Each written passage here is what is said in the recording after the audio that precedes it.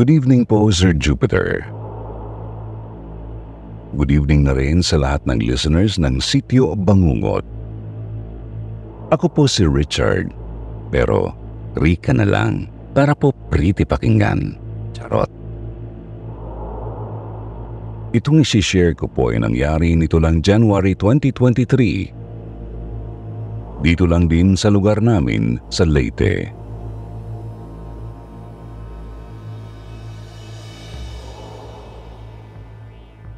Debut po noon ng beshi kong tawagin lang nating si Twinkle. Kaya nagambagan kaming magkakabarkada para makapag-celebrate sa isang exclusive resort. Iba pa po ito sa mismong celebration na idadaos ng family niya. Hindi man ganoon kabongga ang itsura ng lugar, kontento na kami roon. Lalo pa at mura lang. Tapos pwede rin kaming mag-overnight. Sulit na sulit ang 3,000 pesos na bayad namin para sa isang buong 24 hours na stay. 12 po kaming pumunta. Pawang mga babae at mga pusong babae. Ang resort po ay may matataas na kawayang bakod na hindi basta-basta maaakyat ng tao.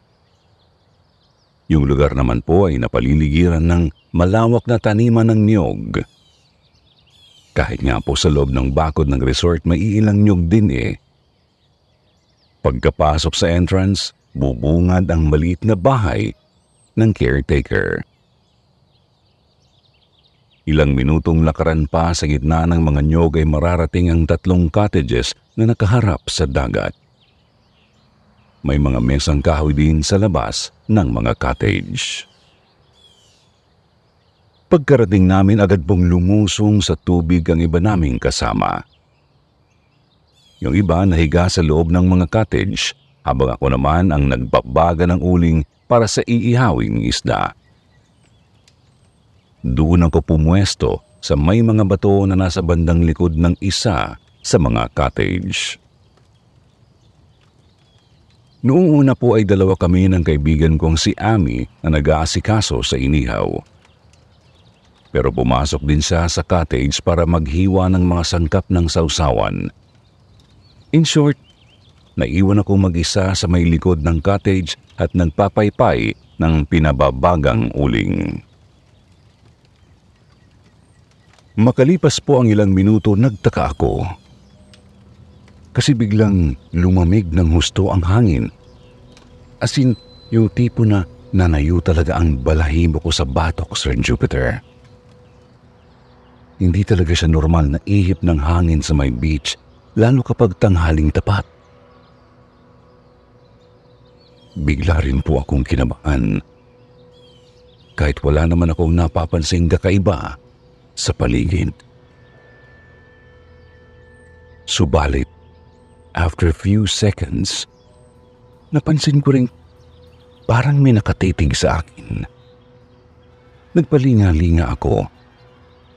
Pero wala namang kahit sino sa paligid. Tinawag ko si Ami kasi baka pinagtitripan ako ng gaga.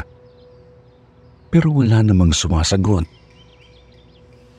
Nagpalinga-linga ako ulit hanggang sa natanaw kong may mabilis na naglakad papunta doon sa may mga puno ng niyog.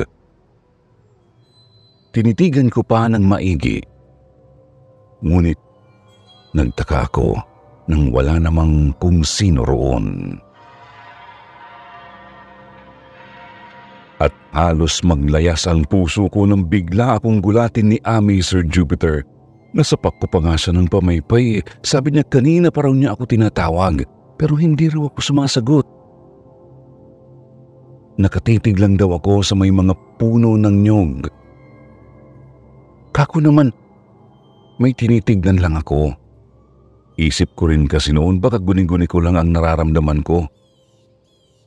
Ayoko namang pagtawanan lang ang beauty ko kapag nagkwento ako ng ganoong kababalaghan. Noong naroroon na po si Ami, malamig pa rin ang hangin.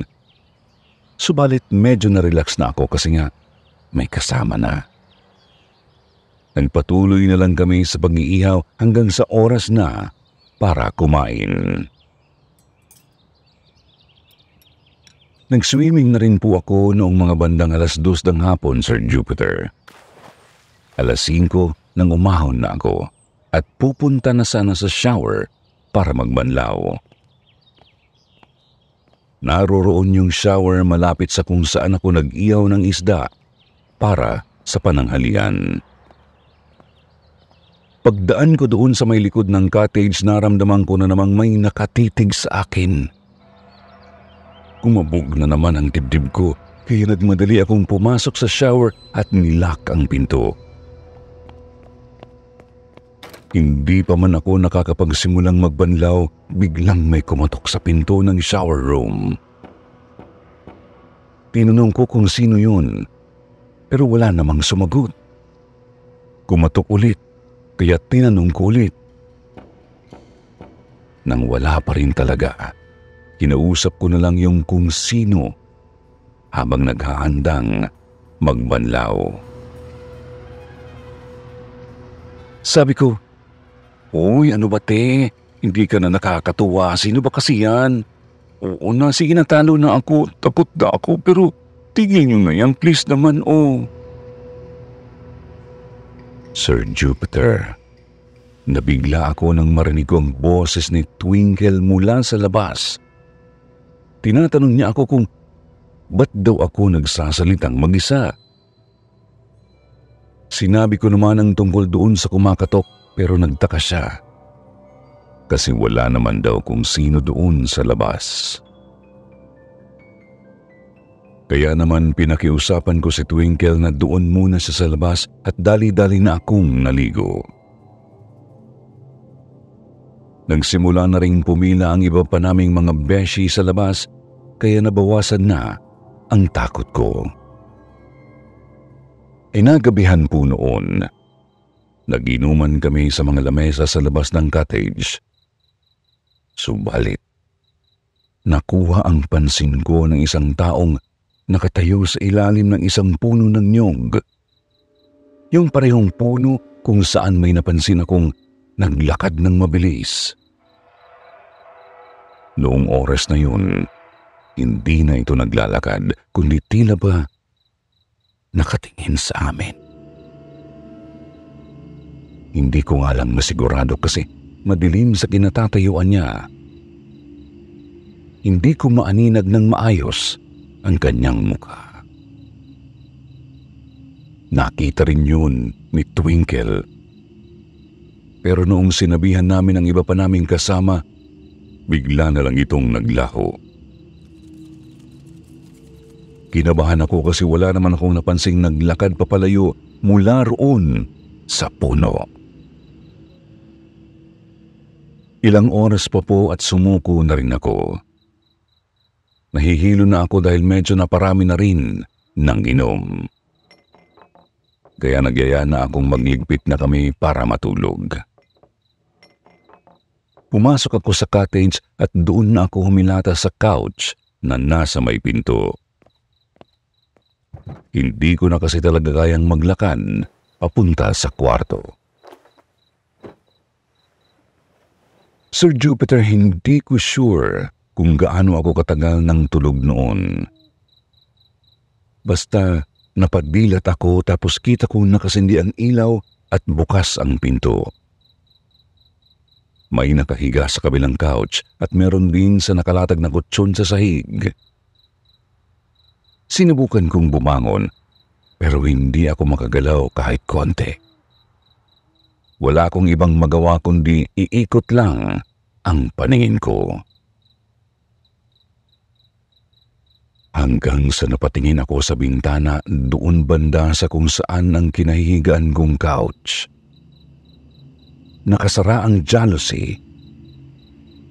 Ngunit kita kong may nakatayo sa labas at mukhang nakatingin sa aming nasa loob.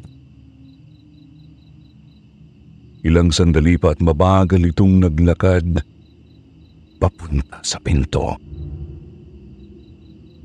Akala ko po talaga kasamahan lang namin yun, subalit nahintakutan ako nang tumayo ito sa nakabukas na pinto. Isang babaeng duguan ng mukha at hindi sumasayan sa sahig ang mga paa. Napakabilis na ng kalabog ng dibdib ko. Gusto kong sumigaw pero di po talaga ako makagalaw. Hanggang sa napansin kong dahan-dahang gumagalaw ang nasabing babae papalapit sa kinahihigaan ko. Dinititigan niya ako ng mata sa mata pero hindi naman matanas ang kanyang tingin. Sa halip, labis na lungkot ang humahalo sa kilabot na nararamdaman ko. Tumayo ang babae sa tabi ng ulunan ko. Nakatitig pa rin siya sa akin at tumutulo ang dugo niya sa mismong mukha ko. Yumuko ito at inilapit ng gusto ang naaagnas niyang mukha sa akin. Halos himatayin na ako dahil sa matinding hilakbot. Iniisip ko, baka saktan niya ako. Subalit, sunod ko na lang na malayang tinapat niya ang mga labi sa tenga ko at bumulong. Tulungan niyo ako. Pakiusap. Pagkatapos noon, ay napasigaw ako ng malakas, Sir Jupiter. Napabalikwas din ako ng bangon at hinahabol ang paghinga. Nagising ang mga nasa cottage sa hiyaw ko at napamura sila nang makitang may dugo nga sa mukha ko. Ibig sabihin, hindi ako nananaginip lang. Hindi ko napigil na maiyak sa takot. Nanginginig kong sinabi sa mga kasama ko na umalis na kami sa lugar na yun. Gusto pa sana nilang pumalag, pero wala silang maisagot kapag tinatanong ko kung ano yung dugo sa mukha ko. Hanggang sa nagsalita na rin ang dalawa pa sa mga kasama namin na meron daw talaga kaming kasamang multo sa resort na yun. At doon na kami nakapagpasyang umalis na kahit maaga pa. Sir Jupiter, kita kong nagtataka ang caretaker ng resort kung bakit napaaga ang check-out namin. Gusto ko sanang pigilan si Ami pero bigla na lang nitong sinabing, "May multo kasi rito sa resort niyo, Lolo." Kita kong napabuntong hininga ang matandang caretaker. Para bang naiinis ito sa narinig. Naisip ko tuloy baka may kinalaman siya sa pagkamatay noong babaeng multo. Wala nga lang talaga akong lakas ng loob para makialam. Kaya humingi na lang ako ng sorry noong palabas na kami. Kahit hindi ko nakikita ang kaluluwa noong sandaling iyon. Ang kaso, desperada po ang multo, Sir Jupiter. Bandang 1:00 ng hapon nang makarating ako sa bahay. Walang ibang tao kasi nasa tindahan namin ng gulay sa palengke ang mga magulang ko. Dumiretso ako sa kwarto at agad dumapa sa kama ko. Pilit kinakalimutan ng takot na nararamdaman ko pa rin hanggang sa pag-uwi. Subalit, ilang minuto pa lang akong nakahiga. Napabalikwas ako ng bangon nang may kumatok sa pinto ng kwarto ko. Nagtaka ako kasi hindi ito nagsasalita. Pero inisip kong baka si nanay, kaya dali-dali kong pinuntahan ng pinto.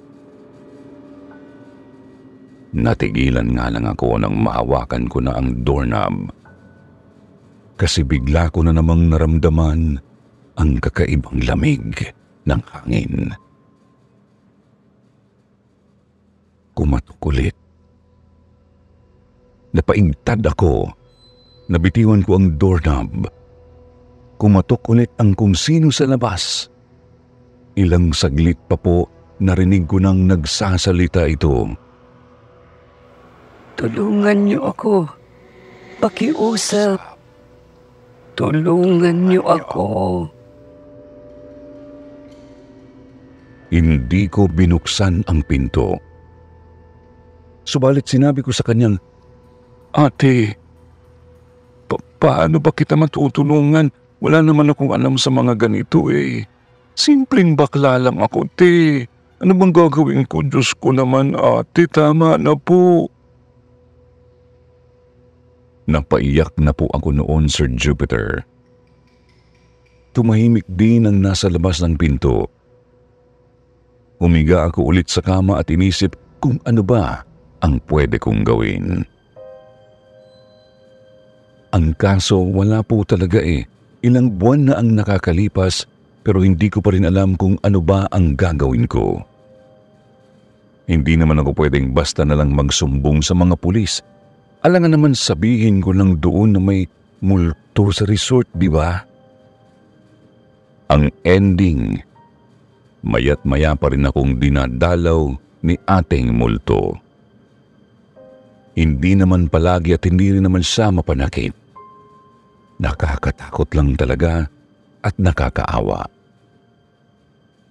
Kaya po sumulat na ako sa inyo.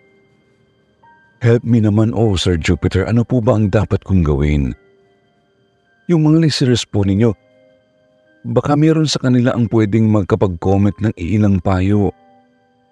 Mahirap kasing gumawa na lang basta ng hakbang kasi private property yun eh. Hindi pwedeng basta-basta pasukin. Idagdag pang wala talaga akong idea sa mga ganitong multo-multo. Basta ang kutob ko lang, may masamang ginawa yung caretaker doon sa babae, kaya siya namatay. Ayoko mag-speculate lalo. Magkakabaliw. Anyway, hanggang dito na lang po muna, Sir Jupiter. Sana po matulungan ninyo ako. Mag-iingat din po kayo palagi ha. Salamat po.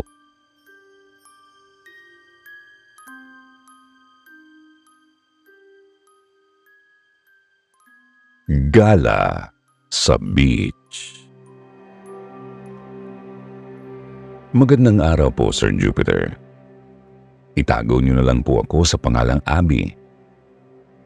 Nais ko lang po ibahagi ang aking karanasan noong 16 years old pa lamang ako. Dito pa lang po ay sasabihin ko ng gala po talaga ako dati pa lang. Taga Manila po talaga ako pero nang mangyari ito ay umuwi po ako noon sa tatay ko sa Naik, Cavite. Isang gabi po ay naisipan namin ng mga kaibigan ko na mamasyal. Bandang 10 o'clock na po ng gabi nang umalis kami. Sabi ko na magtungo kami sa isang lumang resort. Subalit bigla kong sinabihan ng isa sa mga kaibigan kong nakakatakot daw sa lugar na yun kasi maraming kababalaghan. Sagot ko naman, wala lang ang mga yan.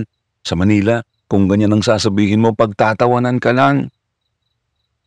Sagot naman po ng kaibigan ko, sasamahan na lang daw nila kami.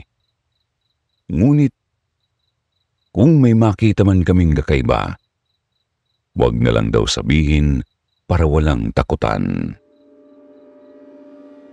Ayun na nga po, tumuloy nga kami ng mga kaibigan ko papunta doon sa nasabing beach resort. Habang kami ay naglalakad-lakad, may napansin akong puno ng mangga. Kasi po may manggahan din doon, ngunit parang may natatanaw pa akong kakaiba. Akala ko nga po noong una ako lang ang nakakakita. Pero pati pala yung isang kasama ko ay natanaw din yon.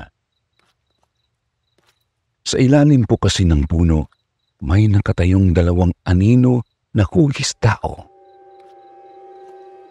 Ang nakakatakot po, pareho naming nakita ng kasama kong pula ang mga mata ng mga yun. Kutob namin mag-asawa yung mga nakatayo sa ilalim ng puno. Hindi nga lang namin sinabi sa iba pa naming kasama ang aming nakita. Nagpatuloy lang kami sa paglalakad kasi nga may mga napagkasunduan kami. Hindi sasabihin kapag may kakaibang nakita para walang takutan. Maya-maya pa po ay bigla naming naramdaman ng kasama ko na naiihi na kami. Naiihi na kami sa sobrang takot, kaya naman ay pumwesto kami sa may bandang damuhan habang hinihintay kami ng mga kasama namin sa unahan. Noong natapos na po ako, tumayo na ako. Pero hindi mo na ako umalis. Hinintay ko munang matapos yung kasama kong umihi rin. Hanggang sa bigla akong tinawag ng isa sa mga kasamahan namin na naghihintay sa amin. Tinanong niya ako kung tapos na raw ba ako at sinabihang aalis na raw kami. Sagot ko naman po na tapos na ako pero hinihintay ko pa yung isa. Sabi ko, maghintay muna sila saglit. Ngunit nanayo ang mga balahibo ko nang sinabi nilang ako na lang daw ang hinihintay nila. Kasi naroroon na raw silang lahat. Sir Jupiter, bigla akong napatakbo habang iniisip kong sino yung hinihintay ko na katabi ko lang. Halos maihinga po ako ulit sa salawal ko dahil sa sobrang takot. Maging ang mga kaibigan ko ay nagsitakbuhan na rin. Hindi ko na kasi napigil na sabihin sa kanila ang nangyari. Pagkatapos po noon ay naisipan naming magpahinga muna sa isang tabi kasi pagod na kami kakatakbo. Kinakapos na nga rin po ng hininga ang iba naming kasama. Napansin ko na lang na nasa bandang beach front na pala kami ng resort. Nagpahinga kami noong isang kasama ko habang yung iba naman ay namumulot ng mga shells sa buhanginan. Lumayo muna sila ng konti sa amin kasi alam nilang hindi pa kami nahihimasmasan sa takot.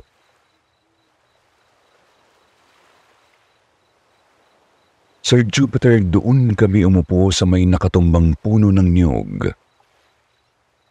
Maya-maya pa po ay bigla akong nakaamoy ng mabango. Katulad ng amoy ng bulaklak na sampagita. Pagkatapos ay may naririnig din akong tunog na parabang nasa isang simbahan kami. Bigla akong natanong sa kasama ko kung napapansin din ba niya ang naririnig at naaamoy ko. Sumagot naman siya ng oo. Noon pa lang ay hindi na po talaga kami komportable. Maya-maya pa po napalingon ako sa may likuran namin. Sa di kalayuan, may napansin akong parang usok. Subalit nang titigan ko ito ng matagal at maayos na hintakutan ako ng matauhang hindi pala yun basta usok lang. Isa itong pari na pugot ang ulo tapos duguan ang puting damit. Tumingin pa po ako sa likod ng pari at napansing may dalawa pang madaring duguan doon. Subalit tanging ang pari lamang ang walang ulo sa kanila. Pagkakita ko roon ay mabilis na akong tumayo at tumakbo. Maging ang kasama ko ay tumakbo na rin tapos ay nagsitakbuhan na rin yung iba pa naming kasama dahil sa amin. Sir Jupiter, habang tumatakbo kami palabas na sana ng resort, napansin naming hindi kami makalabas sa lugar. Nagpapahikot-ikot lang kami at hindi namin marating yung mismong labasan. Nagsalita yung isa pa naming kasama. Baka raw pinaglalaroan kami ng tikbalang. Malamang daw na yun ang dahilan kung bakit nagpapaikot-ikot lang kami sa loob ng resort. Dagdag pa niya, kailangan ay baliktarin daw namin ang mga suot namin para mahanap na namin ang daan. Kaya naman po ay tumalikod kami sa isa't isang magkakaibigan para baliktarin ang mga damit namin. At tama nga po yung kasama namin kasi maya-maya lang ay nakita na rin namin ang labasan. Hanggang sa tuluyan na nga po kaming nakalabas. Bagamat hindi agad nawala ang grabing pagkabog ng mga dibdib namin dahil sa kilabot.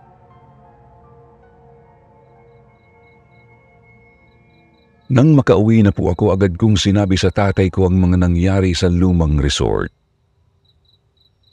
Taranta naman niya akong sinabihang pumunta ako agad sa may pinto, ipagpag ang tsinelas ko at itaob ito. Kahit nga po ang mga suot kong damit ay pinahubad agad ni tatay at saka itinapon. Nakakatakot daw kasing baka masundan ako ng mga nakita ko sa resort na yun.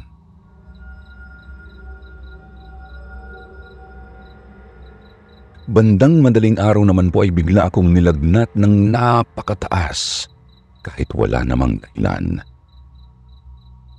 Inabot ito ng halos 2 araw, kaya naman nang gumaling na po ako, agad akong nagpahatid sa Manila.